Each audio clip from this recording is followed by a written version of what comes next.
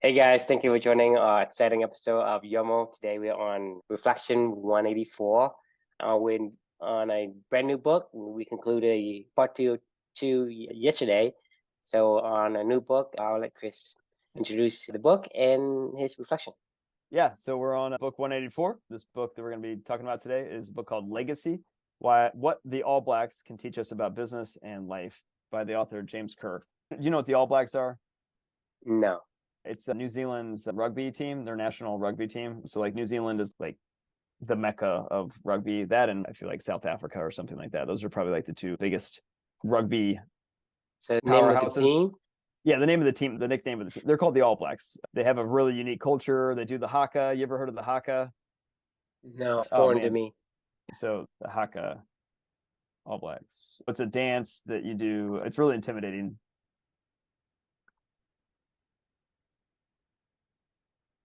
Can you hear this? No. Oh. Oh.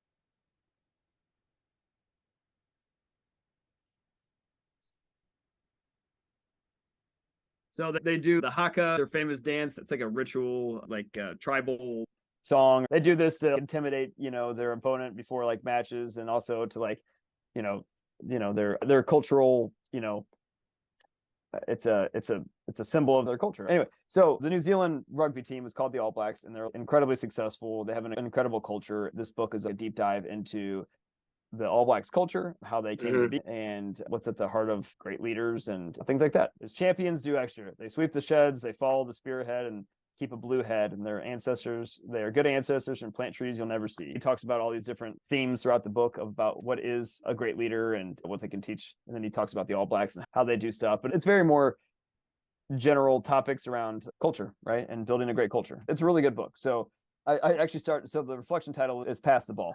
I swear to you, if we could have written a book summarizing pretty much everything that we've learned over the past 2 years in the year of magical learning journey, basically this book, and I'm not joking, it would come pretty damn close. It does an incredible job of really breaking down the fundamentals needed to establish a sustainable and thriving culture of meaningful work and meaningful relationships. I mean, it's literally like something that can be replicated for generations to come, whether it's through a rugby team or not. The All Blacks have been around for a really long time, and they've been able to maintain a high culture and a high level of meaningful work and meaningful relationships with everybody that comes and goes throughout this organization, and they carry that legacy. So it's very similar to like your affiliation with Texas A&M, right? Like, you're no longer an Aggie, but once an Aggie, you're always an Aggie. Or like once it's just one of these things, like once you're an All Black, you're always an All Black, but at the same time, you try to help. I was like a fraternity, like all these things, Yeah, right? exactly. They've done an amazing job of building an incredible culture there based on a lot of the foundations and principles that we've gone through over the past multiple years, you and I, like exploring through a lot of different books and things like that. But jokingly put on here, like, this stuff works because the stuff isn't stuff. It's humanity, right? Like, this is what is important for us. Like what you and I have learned through this whole entire journey is like, be more human. Like the more that you can embrace humanity, understand why we do I what we mean, do. we gotta do us, right? Yeah. Right. When you say you gotta do you, like be with them, you gotta be you. I mean, if you're Exactly. human, right, be human. Embrace humanity. If you embrace humanity, then you do good. Exactly. You want to build a sustainable, thriving culture? Well, figure out what matters to humans and structure it around that, right? Like, I mean, that's really the basis of your and I's entire study the source code, I guess, if you will, right? Before you try to figure out the culture you're trying to build. And that's what we've been doing for the past multiple years to be able to ultimately get the foundations for Clubany in place, which is very similar to stuff that they do with the All Blacks in general. However, there's two funny things about this book. This book was actually recommended by a very, very loose acquaintance of mine on LinkedIn. She saw that I was posting these things all the time, which has always been really weird to me. And I'll get into that in a second. But she just saw that I was posting these all the time. And she was somebody that I had talked to through work. She was a customer of mine at Salesforce. And she reached out to me and she was like, I know you love, reading these books and I like reading your reflections. She was like, I think this would be a great one. My boss loved it. I read it. It was fantastic. You should check it out. So I immediately downloaded it and, read it the following weekend. And then here we are writing this reflection. I couldn't be happier. Like, this is the stuff. This is why you do it. This is why we do what we do. It actually made me think, segueing that into, like, it still feels weird. It feels so weird whenever I share these reflections on Twitter and LinkedIn. I hate it. Like, I don't like it. I don't want it. I don't like it. I never like it. But I do it for a reason. And it's for this exact kind of a reason, because I'm trying to share my knowledge. And this whole journey for me has been one that has gone through multiple different steps and multiple different evolutions. And after Amelia passed away, the first, I would say, 50 books or so, that I read with her and trying to find my way out of the rubble of life, like, that was for me. It was very selfish. It was me and her trying to feel our way out in the dark and to figure out a way that we can still stay connected and live this life, find what our purpose is and how to push forward, how to honor each other, help each other, grow with each other, all this stuff, right? Like, there was a lot of learning, self-learning that I needed to do, and I still do, but like, really at that time, it was very selfish. Like, I needed to figure out a way to keep my daughter in my life and how to live my life without my daughter. And that was what really, I feel like, that if I was going to categorize like those first 50 books, like that's really a lot of what I explored during that time. There was something around somewhere between like book 80 to like 100 or something along those lines where I started to feel not icky, but like, this is about the time, when the Year of Magical Learning idea came about, right? When I was talking to you about it, I was like, I'm starting to forget some of these things that I'm learning, right? Like, it would have been about a year and a half in, and I was like back into a position where I felt like the purpose that I wanted to be living my life was developing, and I felt strong about that. I also started to feel selfish with a lot of these things that we were doing, Amelia and I were doing, and I was starting to forget, all this knowledge that we were learning and we were trying to give back and all this other stuff. Like, it felt like I was becoming a swamp versus a river, right? Like a river, fresh water coming in, swamp, like things just get stagnated, right? And I felt like I was just accumulating all this knowledge and all these ideas and all these things. And I felt like it was time for me to share at that point in time. I had my fill. So that was about the time when this Year of Magical Learning journey started. And when I started writing more reflections and we started to talk about this between you and I, and then the swamp opened and started flowing this stuff out. That's why they started being posted on Twitter and LinkedIn, whatever else, sharing this stuff, doing these podcasts with you, created the blog, whatever else we ended up doing with all this stuff. I wanted to just open up that river and become something that this knowledge flows through and transfers to somebody else. And that is, at the end of the day, the biggest lesson that I remember from this book, which is pass the ball. The author talks about one of the foundations is pass the ball. Leaders set the stage to build more leaders, right?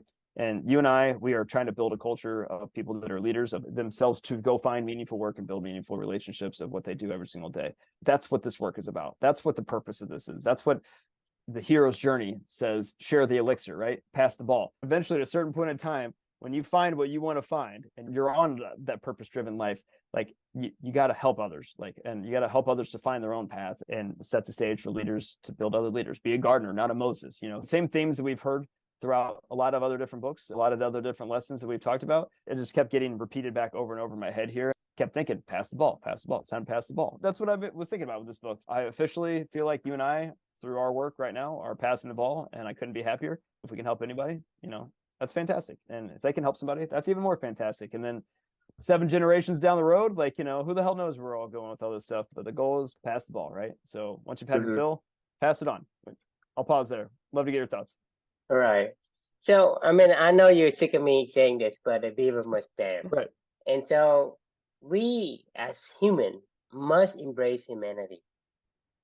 In humanity, one of our genes that need to express is sharing.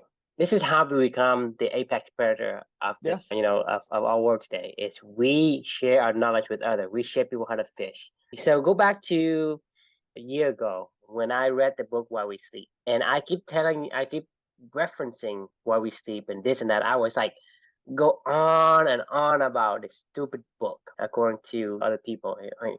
But the thing is, the publisher and the author are not paying me to push this. But why do I do it? It's a great question. It helped you.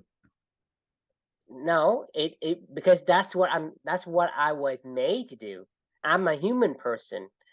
I have a innate need to share, things that is good to other people that I feel I care about and respect, Agree. right? And so to me, that's part of humanity, to build them. So humanity, we have the gene to share, and that's why we become this predator, is because we are not the strongest, right? We are not even the smartest. Sure. When you look at the Neanderthals, we have less brain capacity than we have, but because we have the ability to work in unison, the unison makes it formidable. It's not about the intimidations of the other team. For me, as an Aggie, I know for a fact that once you have the unison, for whatever reason, your desire, your outcome, it melts together with the community and with that team, with that whole entity. You work as a unit. And once that unit becomes unison, it is very, very formidable. So that's why a lot of times, like when you have somebody who does the same thing, that's why you have people do the chanting, the same thing, because they are the same. When whatever feels the same, we transcend into each other's shoes and we play as them. We are part of them and they're part of us.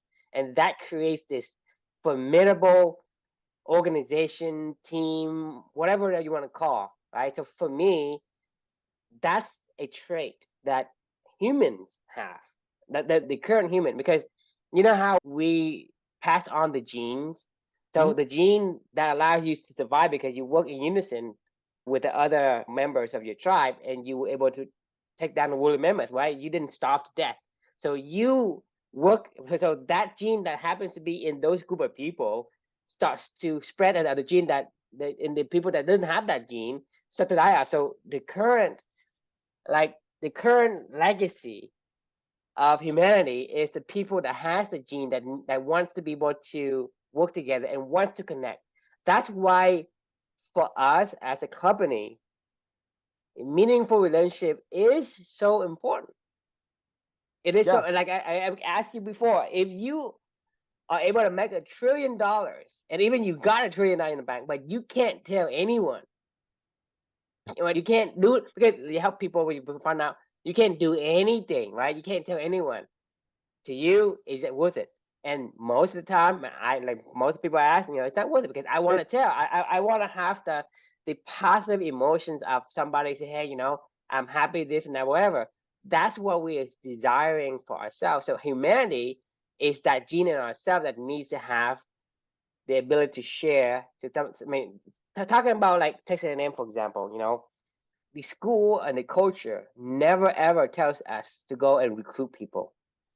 But for me, like once I went to A&M, all my sisters and brothers, that is my younger sibling, all went to A&M. Right. Why? Because for whatever reason, I feel compelled to share the things that is important. My sisters who are an Aggie, her kids are being like enveloped in this culture of Aggie. So their son will actually become an Aggie when they grow up, and their son. But the culture never asks, hey, you go out there and recruit, right? So the need to share, to me, that is innate in our gene. Agreed. I want to go back to your $1 trillion comment because here's the interesting point is once you get your fill, I don't know what that number is. Let's say it's $1 million. Let's say it's $5 million. Let's say it's $100,000.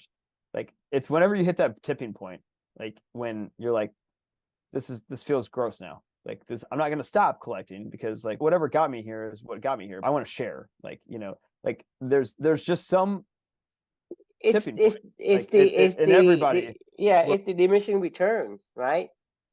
Well, it's not even just diminishing returns. It's just like there's a point when you need to be selfish at a certain point. Like I said, at the beginning of this journey, I needed to be selfish with my own, Yeah, because the desire is greater. Just because, like, let's say Jeff Bezos, right? He has, I don't know, 100, $200 billion, right?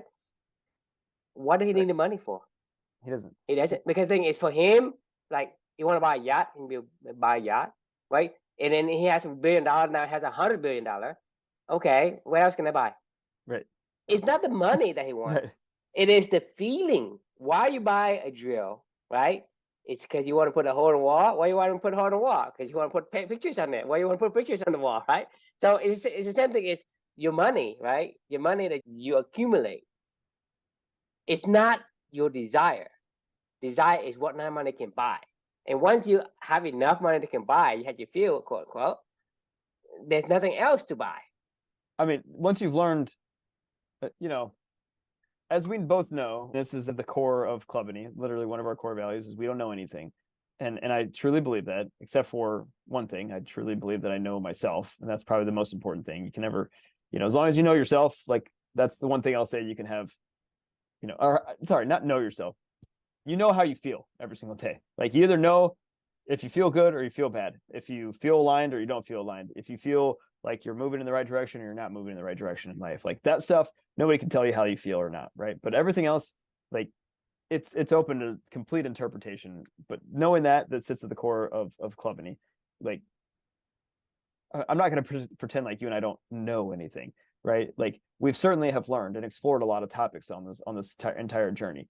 And like how do you balance those two things, those two thoughts in your head where you're learning something new every single day, another one of our core values, but at the same time you don't know anything, right? Like so you're making progress but you're not making progress, but you are, but you're not, like et cetera, et cetera, et cetera. My point is it's similar to money, right? At a certain point in time we have to open the dam. Literally, we have to just let it go and purge what we've known, keep what we want to keep, and not hold on to it too tight. Like the dam needs to open. The whole idea of the river and the swamp, I think, is an important concept in general with this whole entire stuff, right? We cannot hold it all in. It's not who we are. If you are somebody else, then yeah, they want to hold it in, but it's not who we are. We cannot hold it in because it doesn't give us any joy to have $1 trillion in a hole in the middle of nowhere somewhere and say, hey, I have this $1 trillion, right?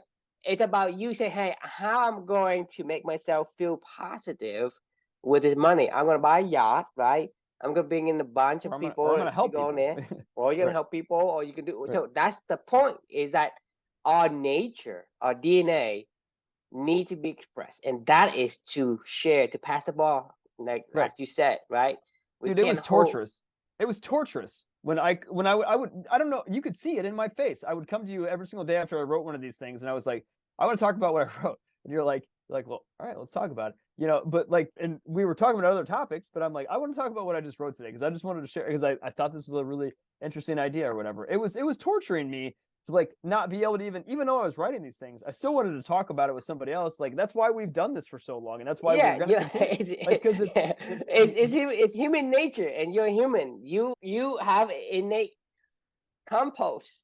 It's painful to not share and pass that ball, right? Exactly. It gives you a positive feedback, and you want that feedback. You want that positive emotions that gush through your system, and that's why we have to share. That's why we talk. And that's why for me, like if you want to ask me about something I care about, right, I won't shut up.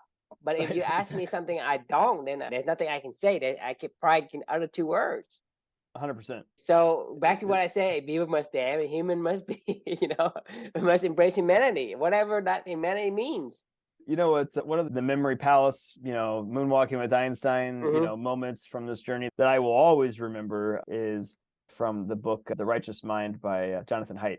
We haven't talked about it, I don't think, yet, but did we talk about it? Did we talk about it? I don't remember. Maybe not. We did 90% B, 90% monkey, 10% bee, right? Yes. Okay. So from that book, I remember distinctly him saying, you know what? The thing that I found the craziest I thought ever about monkeys versus humans, you will never see a monkey helping another monkey in the wild. You will never, they will never work on a project together. They're probably more creative than we are. They're more intelligent. They're more, imaginative than we are. But he was like, you will never see a monkey help another monkey in the wild. And I was like, fuck, that's pretty intense. That's like our closest relative, and the biggest difference between the two of us is this conversation right here. There's a big gap between monkeys and humans. Why do you think we survive and Neanderthal disappear? They didn't share. They didn't have the 10% B in them, Right? And so to me, you have this species that is not the strongest, but not the weakest either. But you're talking about bees and ants, right? They're probably the weakest compared in terms of compared to the other animal. Not compared weight pound per pound kind of deal, right? But talking about an ant versus a bird or butterfly and human, right? And talk about human, it's not the weakest, but it's not the strongest. Right. But it has the inherent trait of the social creatures of the bee, and having a swarm of this not so weak animal that's exponentially formidable. You're talking Yeah. about a bee, right? One bee, one ant. No one give a shit, right? Because what can I do? It can't do anything. But a swarm of bee, even me, you, the elephant must run, right? Yeah. So I think if you compare a bee to a human, right, it's a big gap. But take the human and say, hey, imagine if these humans were like bees. Right? Who can compete with that? You think about it. Who can compete with it? Yeah. Like the smallest animal is able to scare the biggest animal because they swarm together. Right. Human is not like the weakest, and it's not the average either. It's like above average compared to all the animals in the kingdom, right? We're not the strongest. We're not the fastest. We're not the flexible or whatever, but we're not the average either. We're above average in terms of the species ladder. And imagine having that kind of a trait combined with the swarm social mentality, the mindset that catapult us to being the apex that no one can catch.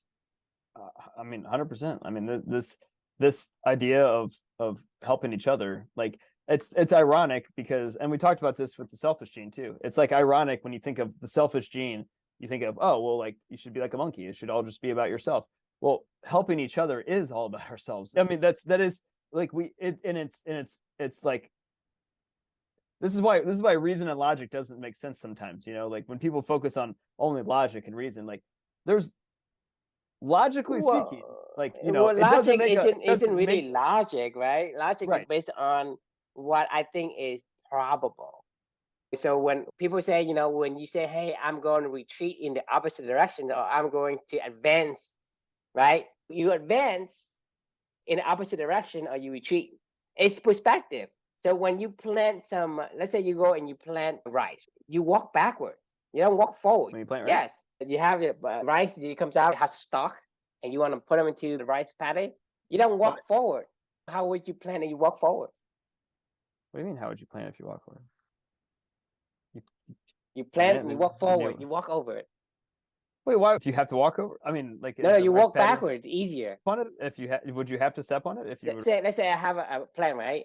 I put one, I move forward. I'm actually stepping over it or step on it. Instead, I put one, move back, step another one, move back. It's easier. But when you plant the rice paddies, you walk backward, planting one, walk backward, planting another one. So you think about it, in one perspective, you are retreating.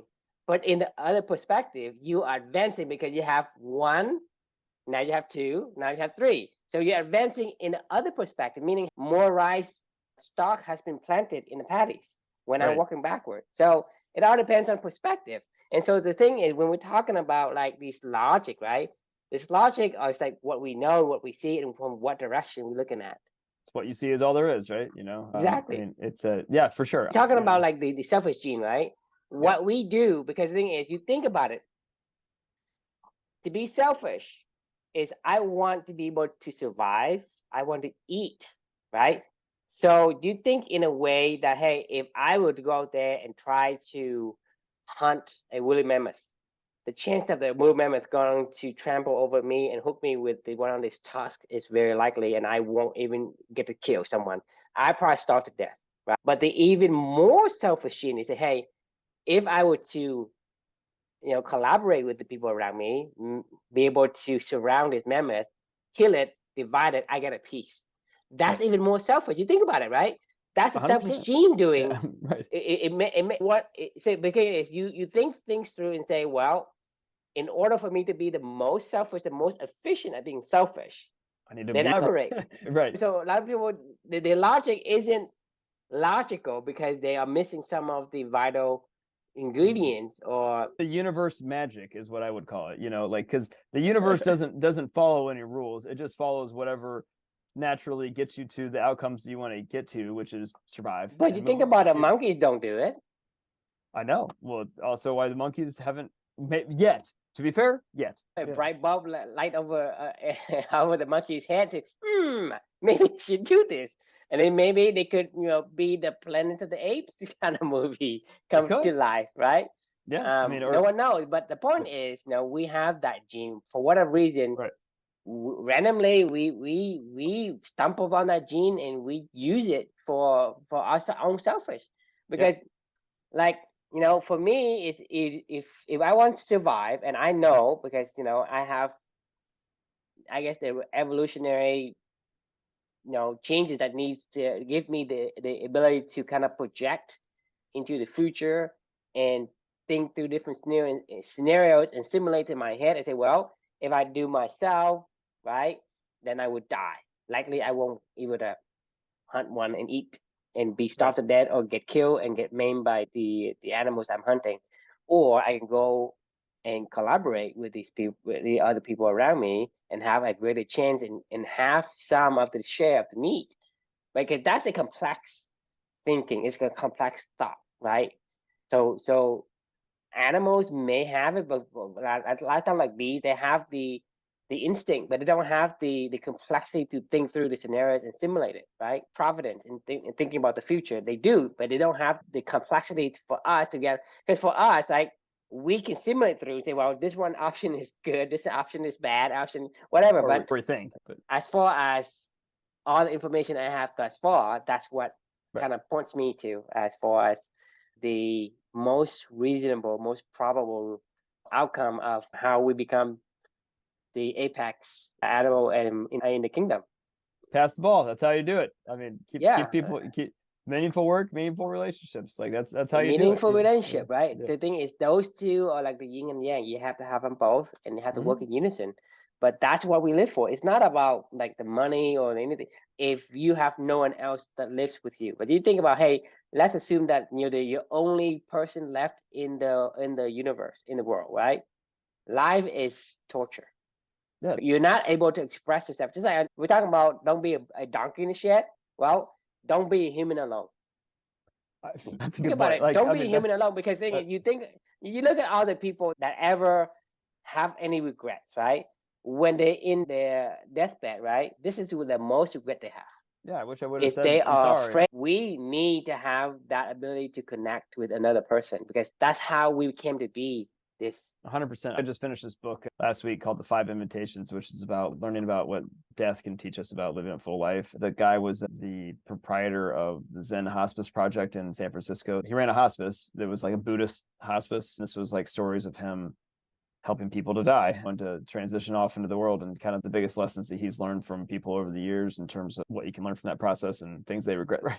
You're right. Like that's definitely what a lot of people, one of the things that's why people are there. That's why we have a hospice project. Like if we just died, I mean, hospice is like a godsend for these people. It is. I mean, it's just somebody to be there with you, to help you to, as this guy would say, your body may be dying, but your soul is opening up and connecting, I mean, like into a different space, I mean, I don't know. We need connection. Like, I mean, we need. That's who we are. Like I say, a donkey, don't be a donkey in the shed. Don't be a human alone.